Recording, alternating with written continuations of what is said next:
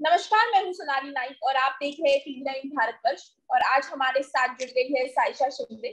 Saisha, TV nine में आपका बहुत बहुत स्वागत है।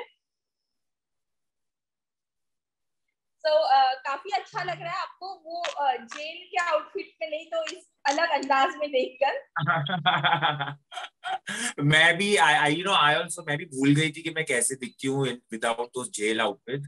और वो ऑरेंज कलर अभी आंखों में से मतलब it's one of my most hated colours now. I don't think at least for the next 6 months मैं वो ऑरेंज कलर पहनने वाली हूँ, बिकॉज वो आंखों में जाता है अब कलर। जी जी जी। तो ये मेरा सवाल शुरुआत का यही था कि एक तो फैशन डिजाइनर, ओके, और वो अंदर गए हैं और फिर जाकर उनकी वो ऑरेंज कलर का एक आउटफिट किया है, तो वो कैसे फीलिंग थी?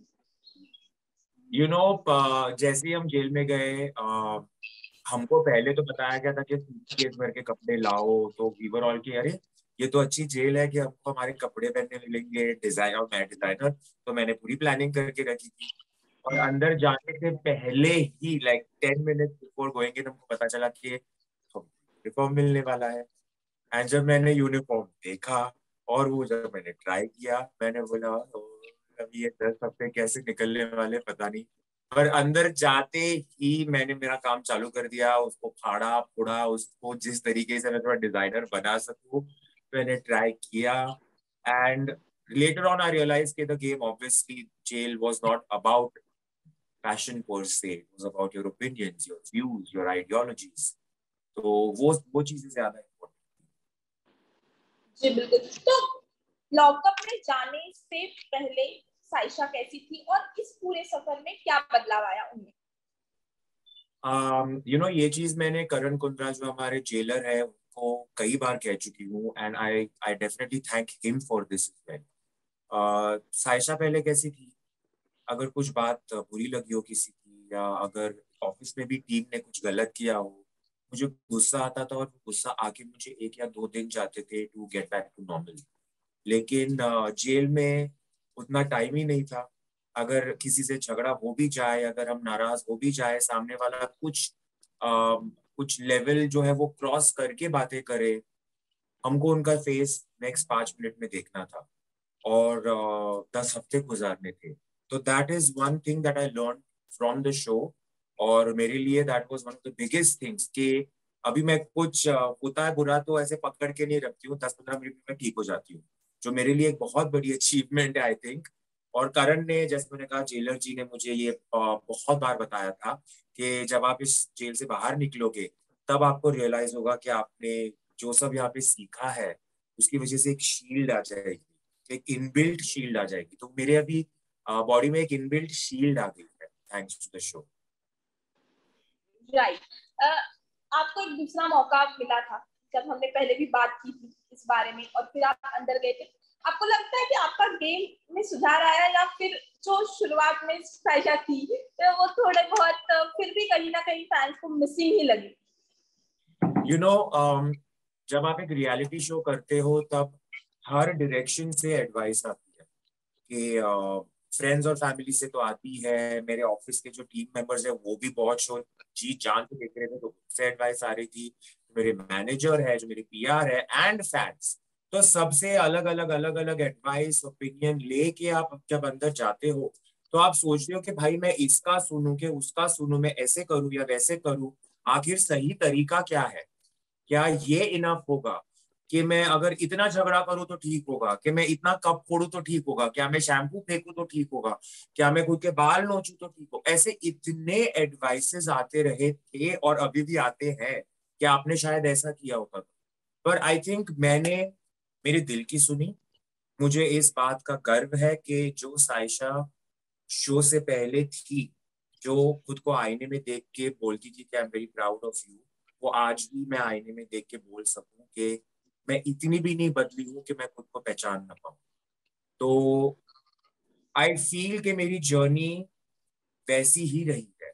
यस, सेकंड इनिंग्स में थोड़ा मुन्ना क्रेज कम हो गया था, लेकिन I honestly felt that he deserve to win and I did not want to play games. अगर अब मैं ऐसी इंसान हूँ, मुझे अगर लगता है कि अंजलि और मुनव्वर में वो है जीतने की बात, तो मैं एक दोस्त बन गई थी और मैं चाहती थी कि मेरे दोस्त ये शो जीते। इसलिए जब मुनव्वर जीता, I was the happiest. I didn't feel one ounce of regret. You know what? I was rooting for you.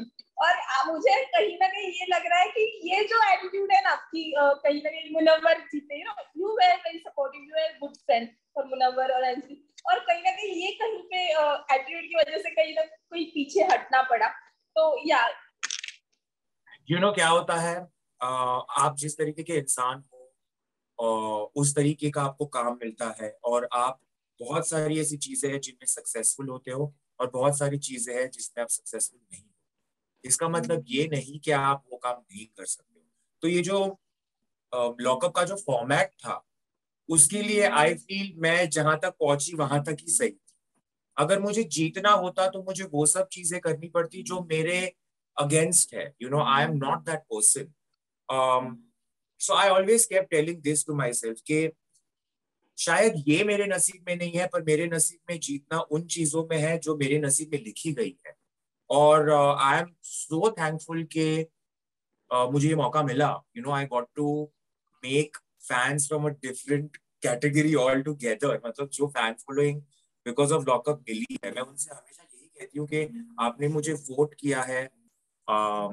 तो उसका जवाब मैं शायद ये शो में ना दे पा सकूं, लेकिन एक दिन ऐसा आएगा जब आप मुझे देखोगे और बोलोगे कि ये वो साइशा है जिसके लिए हमने वोट किया था, एंड हम वी आर सो प्राउड कि हमने इसके लिए पैसे खर्च करके वोट किया है, क्योंकि ये देखो ये कहाँ से कहाँ पहुंच गई।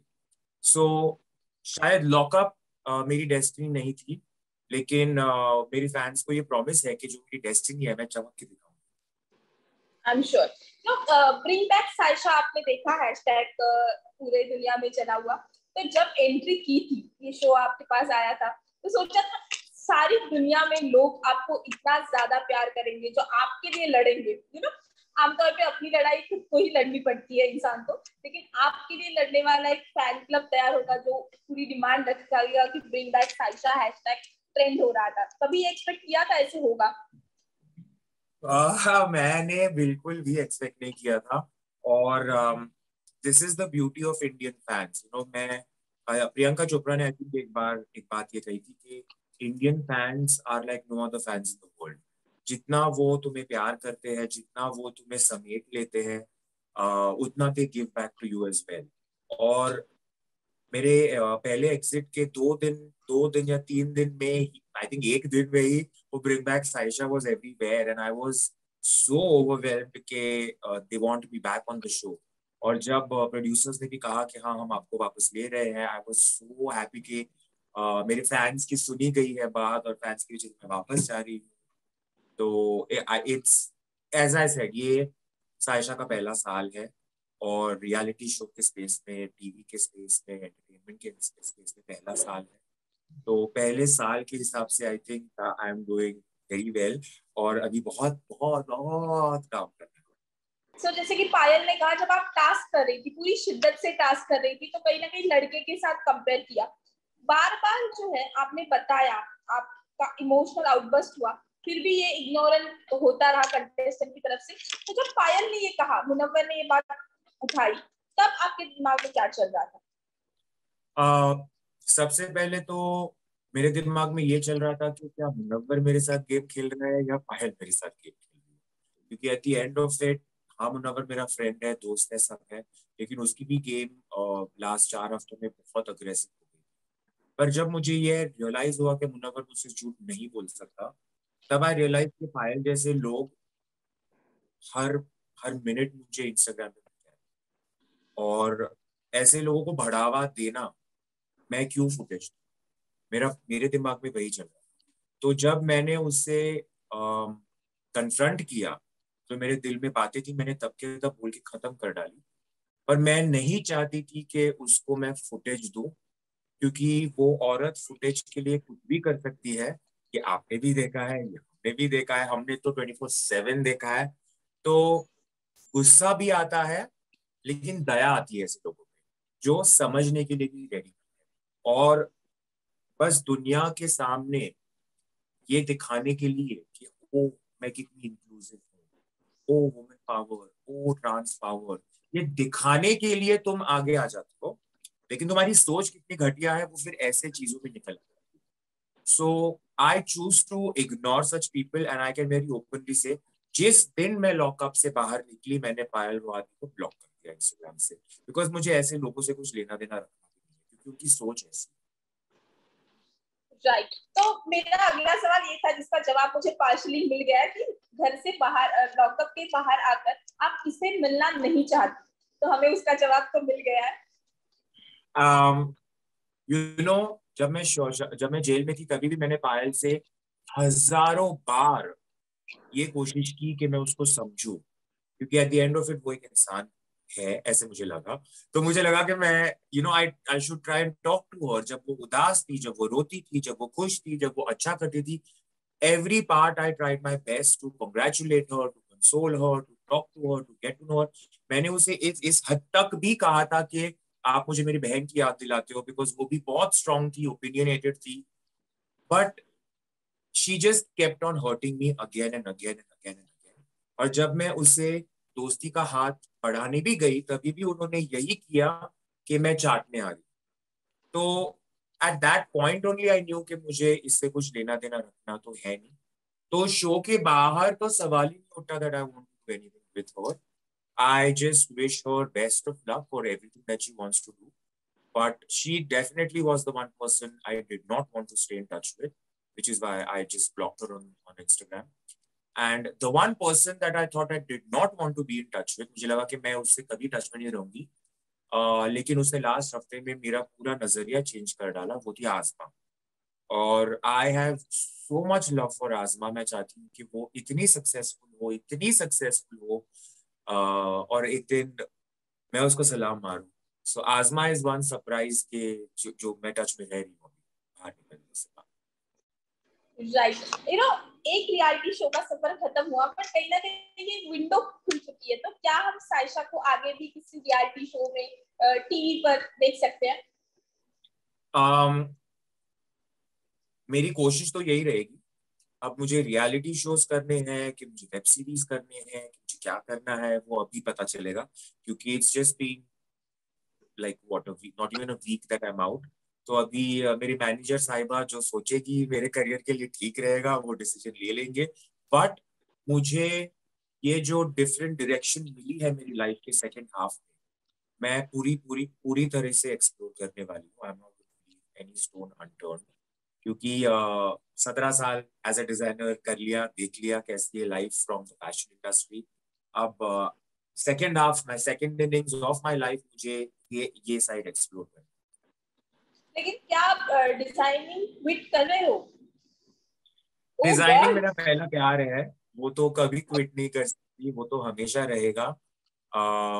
मैं ऑब्वियसली मेरी टीम के शुक्रगुजार हूँ कि 10 हफ्ते में नहीं थी, उन्होंने ऑफिस जिस तरीके से संभाला है, जिस तरीके से काम को अच्छी तरीके से संभाला है, मुझे थोड़ा कॉन्फिडेंस है कि मेरा ब्रांड तो कहीं नहीं जा रहा, वो लोग संभाल। आई एम श्योर, क्योंकि मैंने शायद एमटीवी में देखा था आपको, जब आप एज अ स्वप्निल शिंदे आपने शायद शो किया था, सो या, एंड तब से मुझे नाम पता है कि she is a fashion designer तभी से, तो इसीलिए मुझे इतना बड़ा शौक लगा आज की जब आपकी मुंह से सुना। Life is unpredictable. Right, so on that note, fans को क्या मैसेज देना चाहेंगे जिन्होंने इतना प्यार दिया? ओह बाप रे बाप, फैंस फैंस फैंस फैंस, मैं क्या कहूँ, क्योंकि आपने मुझे एक नई जिंदगी दी है, आपने मुझे जिस तरीके से एक्सेप्ट किया है, जिस तरीके से अम, मेरी मेरी ट्रांसनेस को समझने की कोशिश की है, और हर हर दूसरे दिन मुझे सवाल आते हैं, बहुत रिस्पेक्टफुली सवाल आते हैं, मैं उनके जवाब देती हूँ। तो मुझे इतना गर्व है कि हमारे देश में जो हमारे फैंस हैं वो समझना चाहते हैं कि आखिर ट्रांसजेंडर विमेन, जिनको इतने सालों से एक अलग गलत नजरिए से देखा गया है, दिखाया गया है, दर्शाया गया है, वो समझना चाहते हैं। और उन्होंने जिस तरीके से मुझे एक्सेप्ट किया है, गोज टू शो के India clearly is one of the best countries for trans. Thank you so much. I love you, my fan. My pleasure. My pleasure. Thank you Saisha, हमसे बात करने के लिए बहुत बहुत शुक्रिया।